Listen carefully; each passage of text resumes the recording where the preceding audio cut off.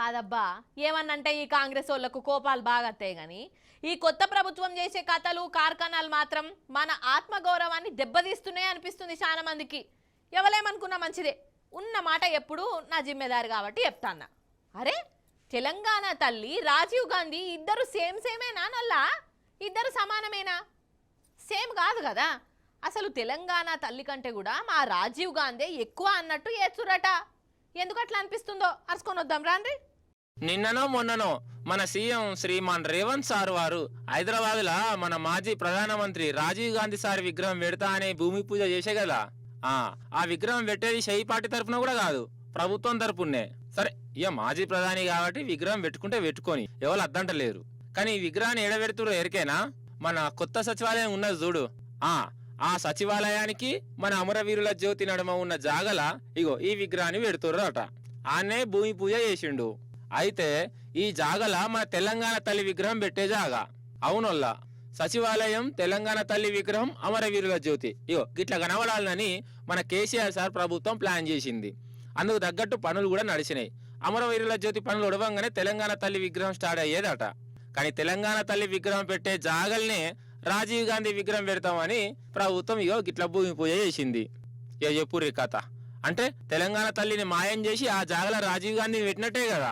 ఇగో ఈ ముచ్చటెరికయి తెలంగాణ బిడ్డల పానం కలుక్కుమన్నదల్లా. తెలంగాణ కోసం కొట్లాడిన ఉద్యమకారులు బాధపడుతుర్రు.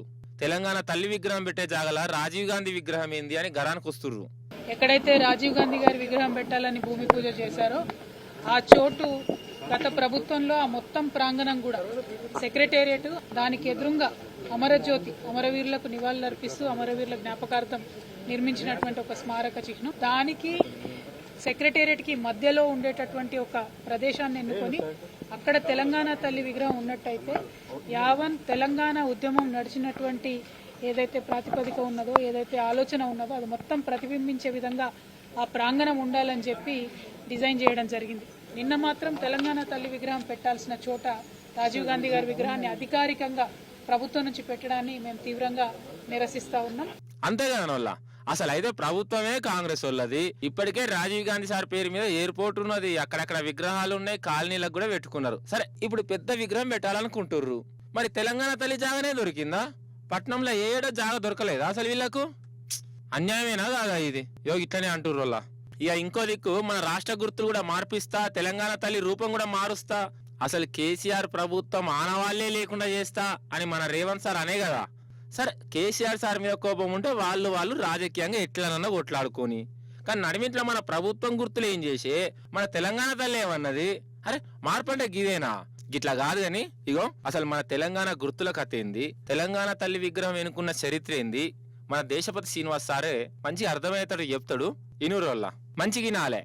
ఎవరు మన దగ్గరకు వచ్చిన సమైక్య రాష్ట్రంలో అధ్యక్ష, ఇక్కడికి ఎవరు వచ్చినా కానీ పెంబర్తిలో తయారు చేసినటువంటి కాకతీయ కళాతోరణాన్ని మనం జ్ఞాపికగా ఇస్తాం అధ్యక్ష. ఇవాళ ఆ కళాతోరణాన్ని రాచరిక చిహ్నం తీసేస్తానంటే తెలంగాణ సాంస్కృతిక ఉద్యమంలో పనిచేసిన వాళ్ళందరికీ బాధ అనిపిస్తుంది అధ్యక్ష, దుఃఖం వస్తుంది అధ్యక్ష.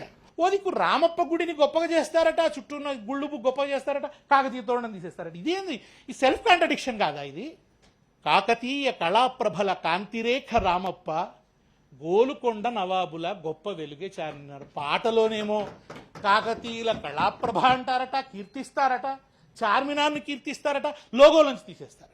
లోగోలో అవమానిస్తాం, పాటలో కీర్తిస్తాం. ఇది సెల్ఫ్ కాంట్రడిక్షన్. ఎవరిస్తున్నారో సలహా ముఖ్యమంత్రి గారికి? ఆయన ఎవరో కాస్త పర్వర్టెడ్ ఉన్నాడు. I'm sorry to say. Telangana తల్లి విషయానికి వస్తే కూడా అధ్యక్ష, భూమిని, నదులను తల్లిగా భావించే సంస్కృతి మనకుంది అధ్యక్ష. తెలంగాణ తల్లికి కూడా కిరీటం ఉంది.